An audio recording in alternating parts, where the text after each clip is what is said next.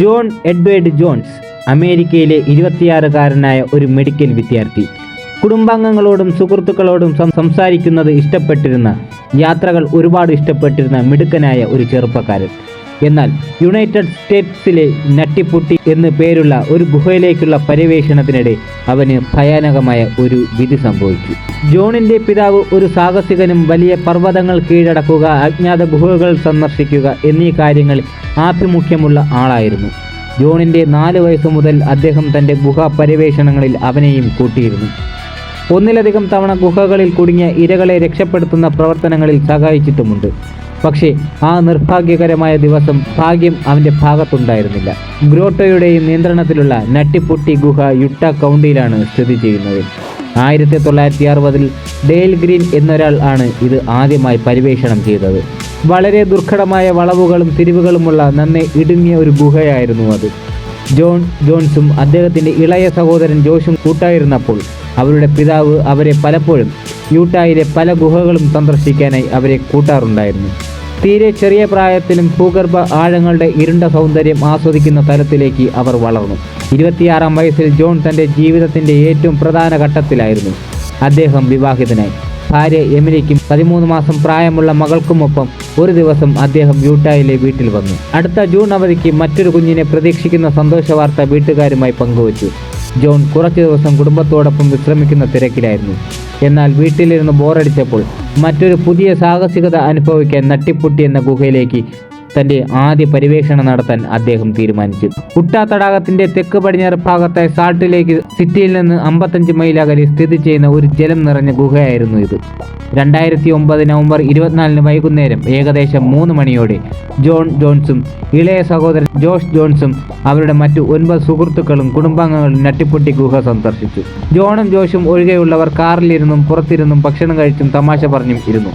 ഗുഹയ്ക്കുള്ളിൽ കടന്ന് ഏകദേശം 1 മണിക്കൂറിനുള്ളിൽ ജോൺ ഒരു ഇടുങ്ങിയ കനാൽ കണ്ടെത്തി. ശ്രദ്ധാപൂർവം ഇഴഞ്ഞു പോകേണ്ട ഒരു ഇറുകിയ ഭയാനകമായ പാത.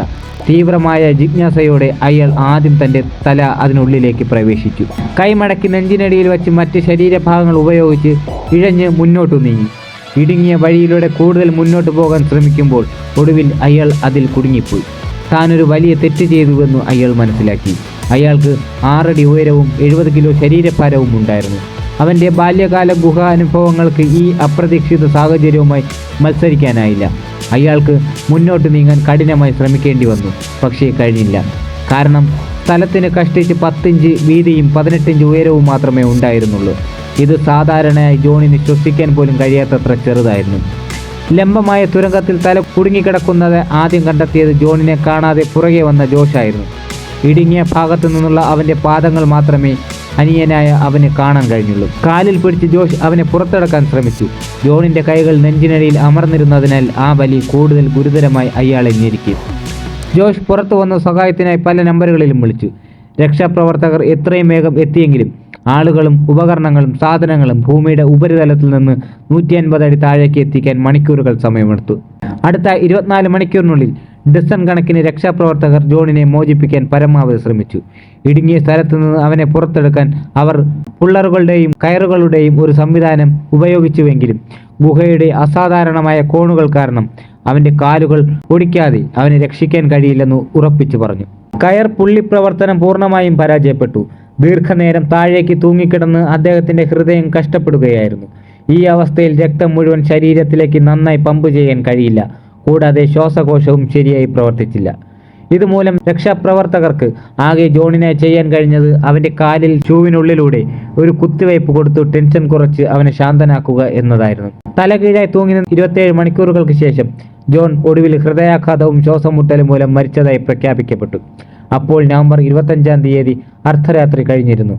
ദുരന്ത വാർത്തയ്ക്കിടയിലും രക്ഷാപ്രവർത്തകർ നടത്തിയ മികച്ച ശ്രമങ്ങൾക്ക് അദ്ദേഹത്തിന്റെ കുടുംബം നന്ദി പറഞ്ഞു. ജോൺ ജോൺസിന്റെ ദാരുണമായ മരണത്തിന് ശേഷം അദ്ദേഹത്തിന്റെ ശരീരം ഗുഹയിൽ നിന്ന് പുറത്തെടുക്കുന്നത് വളരെ ബുദ്ധിമുട്ടായിരുന്നു. ഒടുവിൽ അദ്ദേഹത്തിന്റെ കുടുംബവും ഭൂവുടമയും ഡെഡ് ബോഡി നട്ടിപ്പുട്ടി ഗുഹയുടെ ഉള്ളിൽ തന്നെ അടയ്ക്കാൻ സമ്മതിച്ചു. ഗുഹ അത്രയും ഭാഗം കോൺക്രീറ്റ് ഉപയോഗിച്ച് സീൽ ചെയ്തു. ഇപ്പോൾ ഈ ഗുഹയെ ജോൺ ജോൺസ് ഗുഹ എന്ന് വിളിക്കുന്നു.